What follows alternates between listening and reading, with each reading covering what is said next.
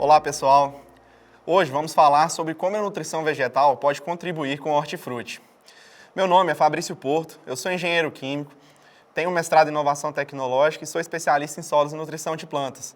Vou estar aqui hoje falando para vocês sobre esse assunto que é tão importante no cultivo aí das hortaliças e das frutas. Bom, inicialmente, o que a gente pode falar? O que é a nutrição vegetal? Esse termo que às vezes é muito técnico, as pessoas não conseguem assimilar tão bem, mas a nutrição vegetal nada mais é do que aquela adubação que a gente faz sempre no início do cultivo, durante o cultivo, né, e que a gente fornece ali os nutrientes que são necessários e essenciais ali para as plantas se desenvolverem.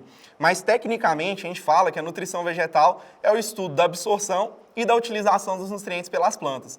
Então, é um estudo, é uma parte da agricultura que é muito importante para a gente entender esses mecanismos e a gente conseguir ter uma produtividade mais aprimorada e uma produtividade mais elevada nos nossos cultivos, né? As plantas, de maneira geral, elas precisam de vários elementos essenciais, né, para elas se desenvolverem e completarem seu ciclo de vida, né? Esses nutrientes, eles são divididos basicamente em duas partes, né? São macronutrientes e os micronutrientes, né? Qual é a diferença desses dois tipos de nutrientes, né? Os macronutrientes e os micronutrientes? Tem diferença de importância, né? O macronutriente é mais importante do que o micronutriente? Nessa aula aqui a gente vai tirar todas essas dúvidas. Quando a gente fala desses elementos essenciais, né, para as plantas se desenvolverem, o que é mais importante, né, as plantas terem esses elementos ali disponíveis, e quando a gente fala de elemento essencial, isso é igual a nutriente, né, então o nutriente é um elemento essencial para a planta, a gente fala isso de critério de essencialidade, né, então quem está vendo aí, às vezes é lembrar daquela aula de química lá da escola, né, que a gente tinha uma tabela periódica cheia lá de elementos, né, as plantas não precisam de todos eles, né, as plantas precisam de alguns elementos essenciais, né, e a gente tem esses critérios de essencialidade, que são divididos em três, né? O que define, por exemplo, que o nitrogênio, o fósforo, o potássio é essencial para a planta, né? Então, isso foi a nutrição vegetal que nos explicou e nos trouxe essas informações. Então, para um nutriente, né, para um elemento ser essencial, a carência desse elemento, ela tem que impedir, né, a planta de completar seu ciclo de vida, ou seja, se a gente não tiver nitrogênio, fósforo, potássio, cálcio, magnésio, algum desses elementos disponível para a planta, isso pode interromper o ciclo de vida dela e ela não conseguir produzir ali no final, né? Um segundo critério de essencialidade desses elementos, né, é quando esse elemento ele tem uma função específica na planta e quando a ausência desse elemento traz algum tipo de sintoma para a gente. Então, quando a gente está lá na lavoura, numa lavoura de batata, numa lavoura de alface, numa lavoura de cenoura, e você vê ali a planta meio amarelada, né, ou então uma raiz que não se desenvolveu muito bem, né, a gente tem ali, então, uma deficiência desse nutriente. Isso também caracteriza como essencial, né? Caracteriza como nutriente ser um essencial para o desenvolvimento das plantas. E o terceiro, né? O terceiro critério de essencialidade, quando a gente está testando para ver se o nutriente funciona ou não, se ele realmente é essencial ou não para aquele tipo de cultivo, é se ele faz parte de uma parte do metabolismo da planta. Ou seja, se ele pode ativar uma enzima, se ele pode fazer parte ali de algum tipo de processo que seja específico para aquele desenvolvimento da planta. Por exemplo, o potássio, a gente sempre fala muito que o potássio é um nutriente, o maior ativador enzimático, né? O magnésio também, um dos maiores ativadores enzimáticos. Então, assim, esses nutrientes se tornam essenciais por conta desses três pontos, né? Então, lembrando, o primeiro, não pode deixar a falta desse nutriente deixa a planta não completar seu ciclo de vida. Segundo critério de essencialidade é que a ausência desse nutriente pode gerar alguns sintomas de deficiência, aquela folha amarelada, o desenvolvimento incorreto das raízes, né? E o terceiro é a ativação ali de algum processo metabólico da planta. Bom, então aqui a gente tem esses elementos essenciais e benéficos, né? A gente vê essa chuva de letrinhas aí, né? Cada um deles são esses elementos que já foram definidos, né, como essenciais. E aqueles vermelhos ali, né, o cobalto, o silício, o selênio, o sódio, são elementos benéficos para as plantas, né? Ainda estão sendo estudados, né, esses elementos, mas eles têm algum tipo de benefício. Qual é a diferença, né, de um elemento que é essencial para um elemento que é benéfico, né? Como eu disse, o essencial ele tem que se encaixar em alguma daqueles três critérios que eu falei anteriormente. Os elementos benéficos, eles não se encaixam naqueles critérios, ou seja, a planta ela não precisa dele para ela sobreviver.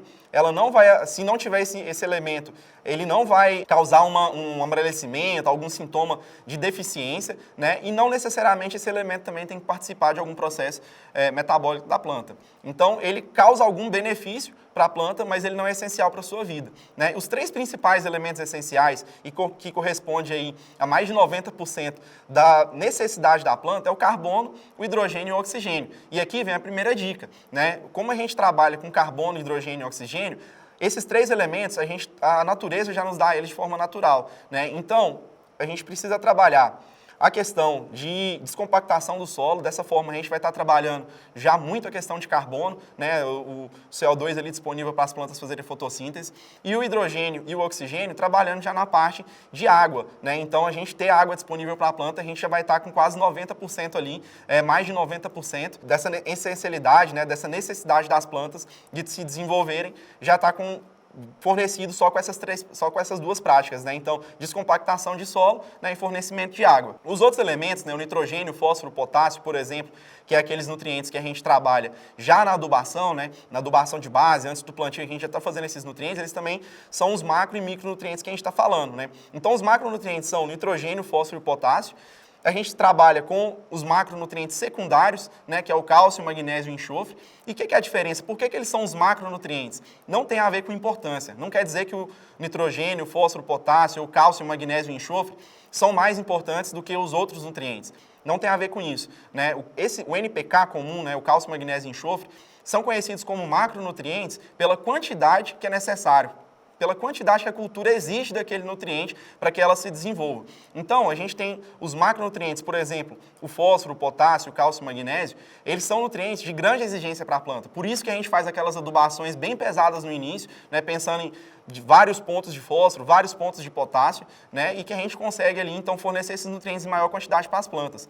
Os micronutrientes não é diferente, não é porque é micronutriente que esses micronutrientes são menos importantes. Eles são importantes da mesma forma. A diferença é, precisa em quantidade menor, né? E esses elementos benéficos, eles também têm essa assimilaridade com os micronutrientes. Normalmente são aplicados também em quantidades menores, né, para fornecer ali algum tipo de benefício para a planta. E quando a gente fala dessa questão dos macro e micronutrientes, e esse slide ele vem muito para ajudar nisso, essa é a importância, né? Então a gente trabalha com a lei do mínimo. Não adianta a gente adubar 100% de nitrogênio, 100% de fósforo, 100% de potássio, fazer o calcário certinho ali, fazer o gesso certinho, tá tudo pronto e a gente pecar no zinco, né? Essa figura ela mostra muito bem isso.